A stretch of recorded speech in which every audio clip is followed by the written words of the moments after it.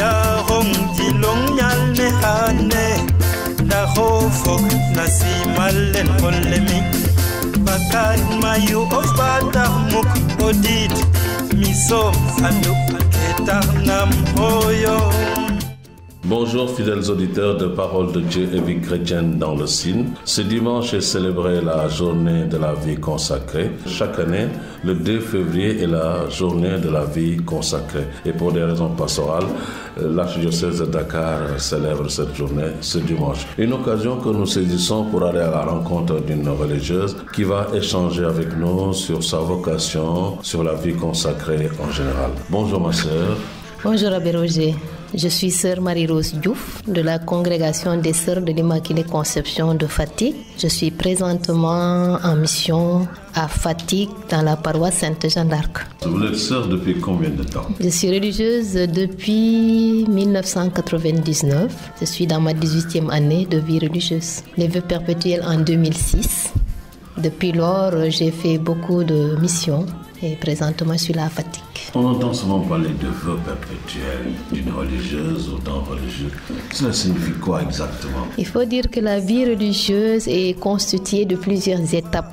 Depuis la formation initiale qui part du juvénat, postulat, noviciat, jusqu'au premier vœu, la première profession. Et après ça, on peut attendre 6 à 7 ans avant de faire les vœux perpétuels, qui est autrement dit l'engagement définitif. L'engagement définitif nous consacre définitivement, comme ça se dit, au Seigneur. C'est un vœu perpétuel, un vœu pour toujours, un engagement pour toujours. Vous êtes religieuse de la congrégation des Sœurs de l'Immaculée Conception. Quelle est la véritable dénomination en fait? Nous sommes les Sœurs de Notre-Dame de l'Immaculée Conception de Castres. Parce que notre congrégation a été fondée à Castres, en France, par une Française. Et comme il y a beaucoup de congrégations de Sœurs de l'Immaculée, nous donnons la précision Sœurs de l'Immaculée Conception de Castres. Votre fondatrice qui s'appelle Sœur Sainte Jeanne-Émilie de Villeneuve. Elle a été proclamée sainte l'année dernière. Le 17 mai 2015. Pouvez-vous nous parler un peu de sa vie et puis ce qui l'a poussé à fonder votre congrégation? Émilie est issue d'une famille très riche. Elle a connu une enfance heureuse aussi. Elle a perdu sa maman très tôt, à l'âge de 4 ans. Depuis lors, elle était devenue la maîtresse de la maison. Son père était maire de Castres. Et très tôt, elle a senti le désir de se consacrer au Seigneur. Et bien sûr, son papa s'y est opposé. Il lui a donné un délai de 4 ans pour réfléchir. Émilie lui aurait dit « Papa, c'est pour Dieu que je vous quitte ». Mais le papa lui aurait dit aussi que si c'est vraiment pour servir les pauvres, on peut créer ici dans la maison une œuvre de charité. Je vais te donner tous les moyens nécessaires pour vivre cette mission, mais sur place, surtout ne me quitte pas. Mais Émilie n'a pas consenti à cela. Elle a respecté le délai que son père lui avait imposé, 4 ans. À la fin, elle a fait un cheminement qui l'a conduit jusqu'à la consécration, jusqu'à fonder même une congrégation. Au début, ce n'était pas son projet. Son projet, c'était d'aller dans la congrégation des filles de la charité de Saint-Vincent de Paul. Mais avec l'accompagnement de ses pères spirituels, ils lui ont fait découvrir que le Seigneur attendait d'elle de fonder une famille religieuse. Et c'est là qu'est née la congrégation des Sœurs de Notre-Dame de l'Immaculée Conception de Castres le 8 décembre 1836. Est-ce le même chemin que vous avez suivi pour devenir religieuse? Oui, j'ai toujours été attirée par les Sœurs de l'Immaculée Conception. Au début, j'entendais parler de l'Immaculée Conception sans trop comprendre. Et j'ai ressenti aussi le même attrait qu'Émilie, consacrer ma vie au Seigneur. Et cela s'est passé très tôt dans mon enfance. J'étais à l'école primaire et j'étais pressée qu'on nous distribue les fiches à remplir. Et le moment venu, j'ai eu à remplir comme quoi je voulais être sœur de l'Immaculée pour déterminer ma vocation, que je voulais être sœur de l'Immaculée sans connaître les sœurs de l'Immaculée Conception. En cherchant, j'ai pu les rencontrer, j'ai cheminé au juvénat et j'ai été aidée. Entre-temps, j'ai eu un autre attrait j'étais attirée par les sœurs moniales de Saint-Benoît, les bénédictines de Kirguilay. Et bien sûr, j'ai dû aussi faire une expérience là-bas, toujours guidée, accompagnée par mon père spirituel. Et au bout du compte, rien n'était confirmé parce que dans le cheminement, il faut dire, il y a des doutes. Quelquefois, on est bien... Des moments d'hésitation. Quelquefois, on est bien prise. D'autres fois, on se demande est-ce que c'est réellement cela. Alors, à un moment, quand j'ai eu mon bac, j'ai beaucoup hésité. Et c'est là que j'ai eu à faire cette expérience au monastère de Kirguilay. Et le père qui m'accompagnait à l'époque était convaincu, d'esprit l'aidant, que c'était pas là. Et pourtant, moi, j'étais sûre que je voulais être moniale. Alors, étant dans cette hésitation, j'ai dû quitter les deux parties, les deux congrégations pour aller suivre une formation professionnelle. Et là aussi, je continue à chercher. Formation professionnelle dans quel domaine? Dans la comptabilité, gestionnaire comptable de formation. Et après ça, j'ai commencé même à travailler.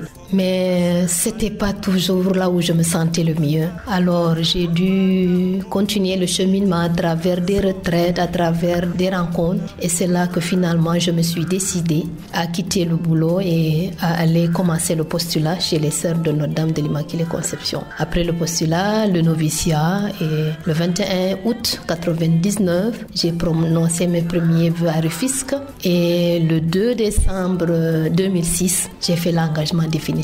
Et comment cela s'est passé au niveau de la famille, avec les parents, les amis dans le quartier?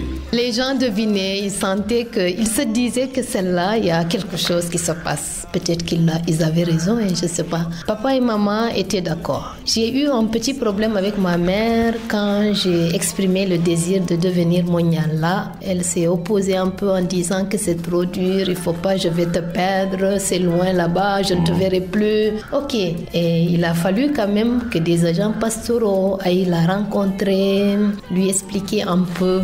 Mais je sentais quand même qu'elle n'était pas très très chaude pour ça. Alors, ce qui fait que même moi aussi qui hésitais, j'ai dû attendre le temps qu'il fallait pour Dieu et pour moi pour me décider plus clairement.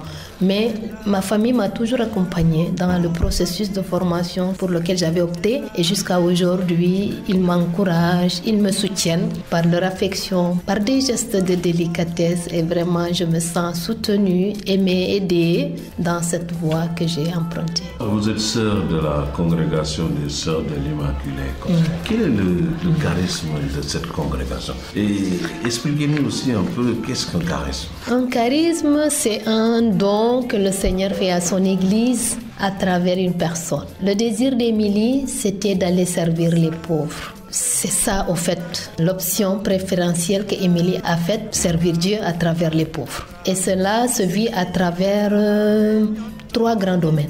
Le domaine de l'éducation, le domaine de la santé, le domaine de la pastorale sociale. C'est ce qui explique que vous avez beaucoup d'écoles. Beaucoup d'écoles, voilà. Alors notre mission est axée dans ces grands domaines. Ce que nous essayons de traduire, c'est cet amour de Dieu pour le pauvre, le petit. Que ça soit dans la classe à l'école, que ça soit envers le malade qui souffre ou envers les femmes opprimées ou les personnes pauvres. Leur venir en aide intellectuellement, moralement, spirituellement et socialement. Et c'est pour ça que nous aidons, par exemple, dans les villages, les femmes à avoir de meilleures conditions de vie familiale à travers des petits projets, à travers l'accompagnement de ces familles. Je rappelle que vous êtes actuellement à la mission de Fatick. Comment cela se passe, le travail missionnaire des Sœurs de l'Immaculée Conception ici à Fatick? Nous sommes 4 religieuses. Sœur Agnès Rita Ndiaye, qui est la responsable de la communauté et qui est en même temps responsable du dispensaire.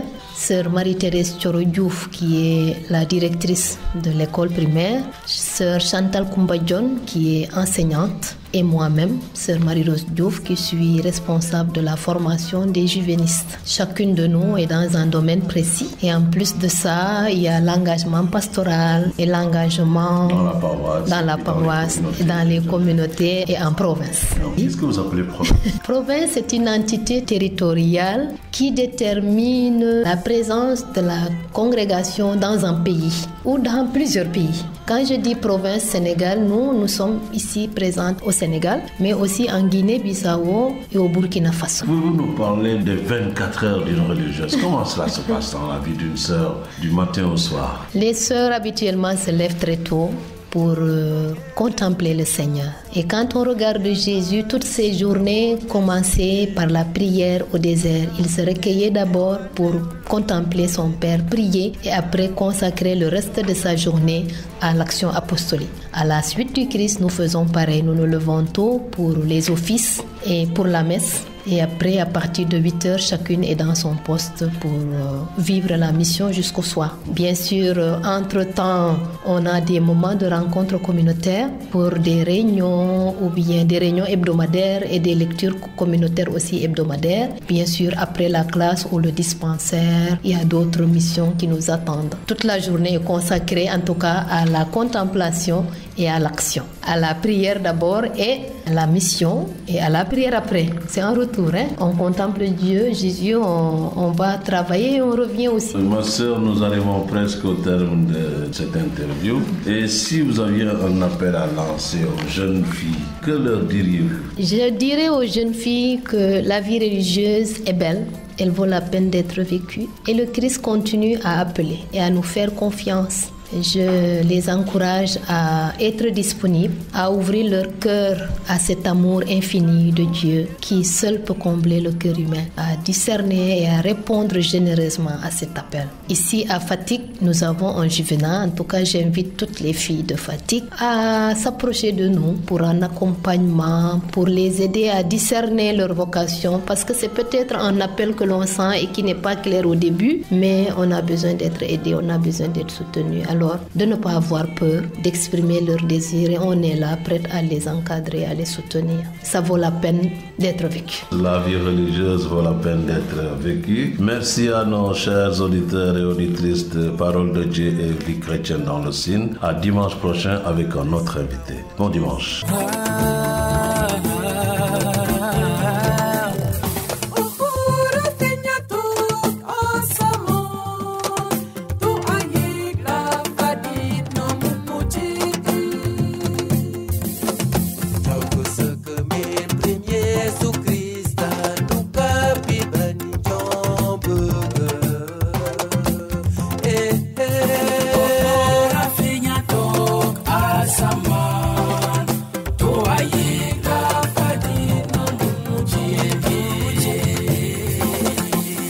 Siwanyo kun la na Yesu